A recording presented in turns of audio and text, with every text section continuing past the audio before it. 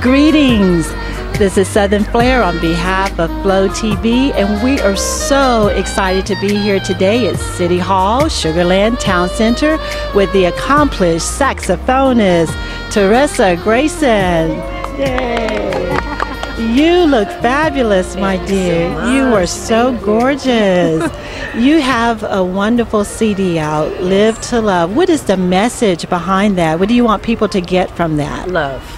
The main message is to love. My goal is desire is to inspire, empower, and bring a sense of peace to my audience and enjoyment and fulfillment of music, because music is universal. So I want to bring, all the different flavors and cultures and vibe, to their hearts. So it's all about love. It's all about It's love. all about love. Great, great. Rita had. So thinking back on your early childhood, I know you've been in this thing since 4 years old. What was some of the music that inspired you? Can you think back of that first song that made you just fall in love? I fell in love with Robert Washington's all of his all-time favorite music, Mr. Magic. Oh my God, I fell in love with that song. So I had to do that song. I had to play that song. I wanted to be like him. I wanted to play like him. So that was my biggest inspiration as far as starting on the saxophone and everything. Yeah. Good.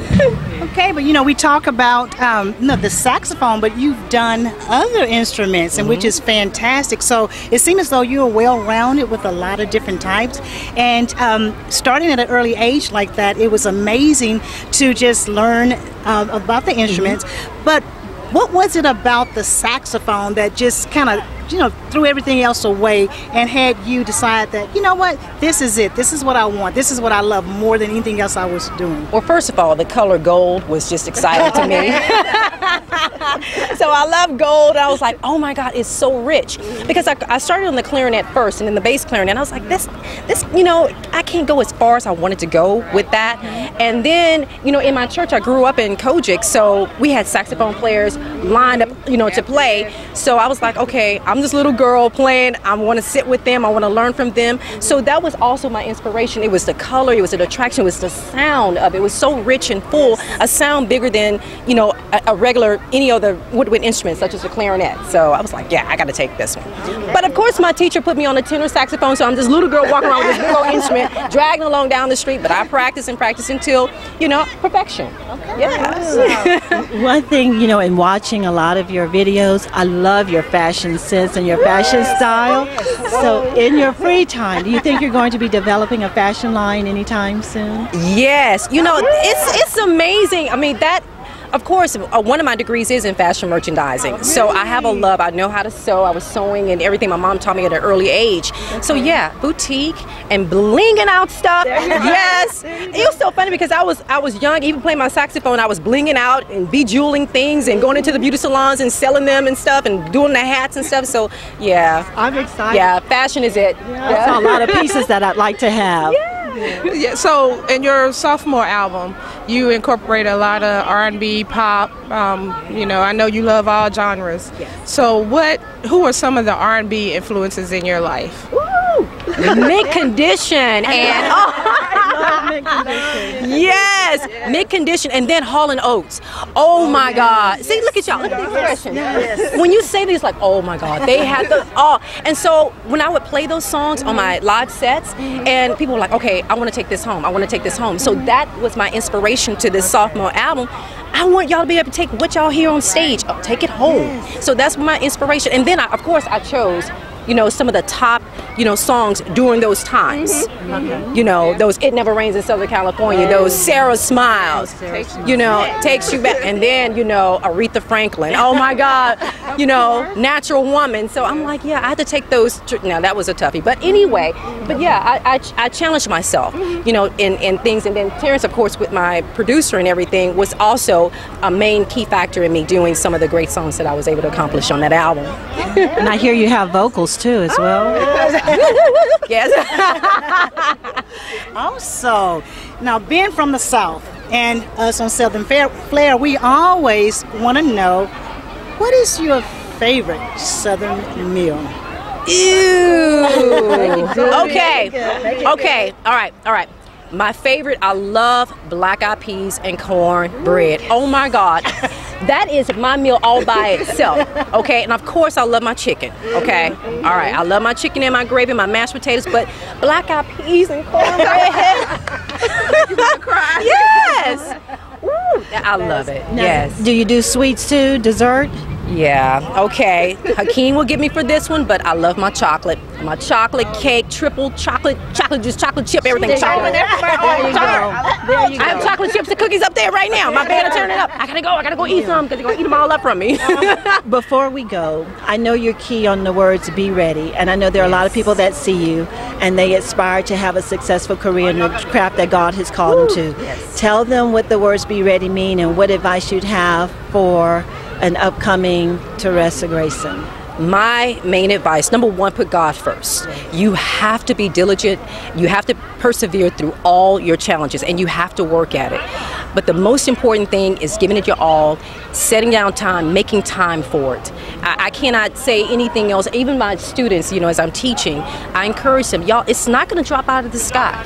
Right. It's not. It's that you have to work at it, and God will do the rest. Put your part in there. God will meet you. Good. That's how I say it. Well, good. Yeah. Well, in closing, I know Rita and Vicki wanted to know, how can we get your information? Where do we go to get more CDs and music? Awesome. Oh my goodness. Okay, first of all, go to my website, www.theresagrayson.com. Then you can go to Facebook, iTunes, CD Baby, all of those places which you can tap in and find where the music is. Now, if you come in tonight, it's not too late. Okay. All right, well, I don't know if it's going to air. But anyway, tonight we have product available for you. And oh my God, y'all look forward to the holidays. And next year I have 2 more albums coming out. Yes. So look forward. They'll be available on iTunes. Go to my website. We're doing some grand and wonderful new things. God is blessing, and I'm so excited. And I thank you guys so very much for this opportunity to work with you. I really appreciate it. Good. On behalf on Southern Flair and Flow TV, we would like to thank you for taking time out of your schedule to share and inspire us. May God continue to bless you in all your endeavors. You're beautiful. Thanks for tuning in.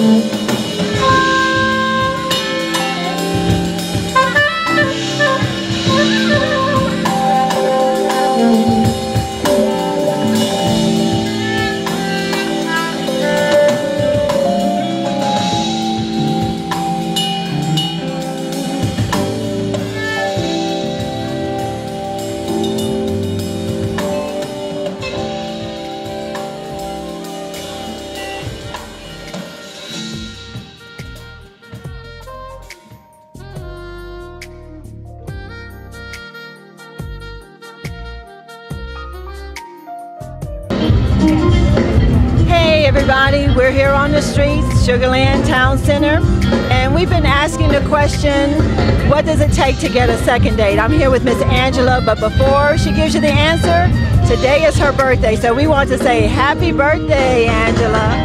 Thank you. Thank you. What does it take for someone to get a second date with you? Well, for me, if someone is punctual, first of all, for the first date, respectful on the date, and lots of fun, and has a lovely smile, that'll work for me. Good. Now, do you think it's okay? Does the man always have to pay on the first date, or are you okay with the woman paying sometimes? You know, I'm one of those women that, you know, I'm okay with paying. If he offers to pay, I'm okay with that as well. I would be prepared either way, but it's a good thing if a gentleman would offer to do that, so. And then he probably would get a second date if he did that. Yes. Thank you so much, and happy birthday. Thank you. And may all your dreams come true. Thank you. You're welcome. Okay.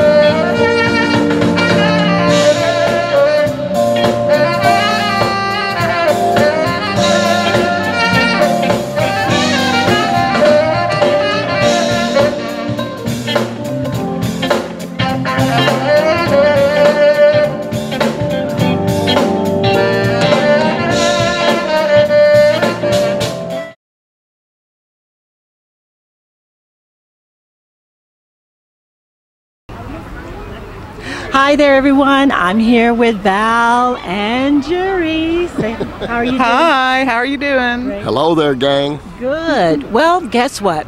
Val and Jerry have been married for 25 years, and so the question that we have on the streets today is, what does it take to get a second date? And Jerry, I'm going to put you on the spot after that. What did it take, Val, for him to get a second date with you? A lot of wine. A lot of wine. And whining. And whining. Okay. And Jerry? I discovered a common interest between both of us. Okay. And it was passionate, and it was jazz. I'm not lying. And so we are jazz lovers. So we just went where the jazz was, and we danced together and listened to the music together. Okay. One last question. I'm going to put you on the spot there, Jerry. When you first saw Val, did you know that this was going to be your wife? Honestly, no.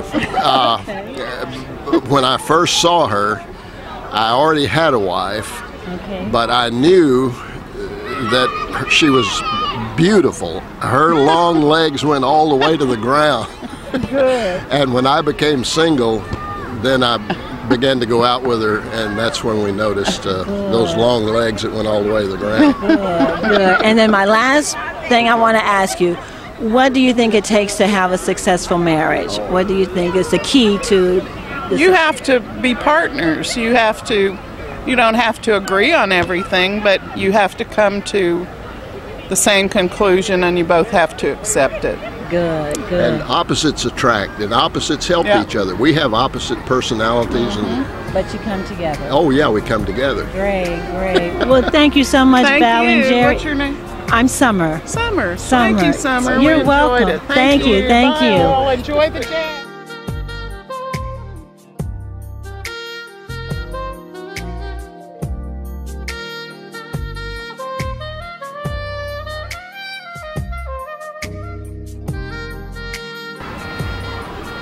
Hello, we are here with Mr. Bob Grayson, father of Teressa Grayson, the accomplished saxophonist. How are you doing today? I'm fantastic. How are you? Great. Good. Now, are you a saxophone player also? Or? No. The only thing I did was put a lot of money into getting her where she is today, early in her life with horns and stuff that she needs to work with. Good. I know it's maybe hard to remember. If you go back like when she was 4, do you remember her having the big interest in all of the horns, the playing equipment, for the music? When do you first remember her taking an interest in music? Actually, she was going to an elementary school, I think, called Garden Villa in Houston, Texas. Yes, know exactly where it is. And she and another little girl was interested in horns. Okay. And at that particular time, I wasn't that familiar with saxophones and horns, so I bought her a real horn instead of buying maybe a 8 or 9, 10-year-old play toy. Yes, sir. And from that, she took it and she worked, and of course, she accomplished a lot. Great. Now, at any point during that time, did you say, let's use this as your secondary career and encourage her to maybe try something else to go along with that? Just like when kids say, I want to play basketball, the parents always say, I want you to go and get another career in addition to that? Well, she did all of that as well. She played sports. She's a very good basketball player. She's multi-talented in many aspects as far as modeling and so forth and so on. But it was something about music that just seemed to really stick with her. Yes, sir. And the saxophone, she plays a lot of different instruments. She sings, so forth and so on. But the saxophone just seemed to be something that just naturally was a part of her. So I looked at my children. Well, I just have 2 daughters and my grandkids. And if you have a talent, I like to try to push and support that talent. Right. I know she likes the words "be ready," and so if you're telling someone who's really passionate about going for their dreams, or someone that has a goal in front of them, what is your advice that you would give someone aspiring to achieve their goals? Well, first of all is my father had an old saying, he never believed in luck. He said when hard work meets preparation meets opportunity. Yes, sir. So if you have a dream or you have a goal, first of all, you'll be consistent, be steady, work very, very hard. Get knocked down, get up. You have some shortcomings, let that serve as inspiration. Love it.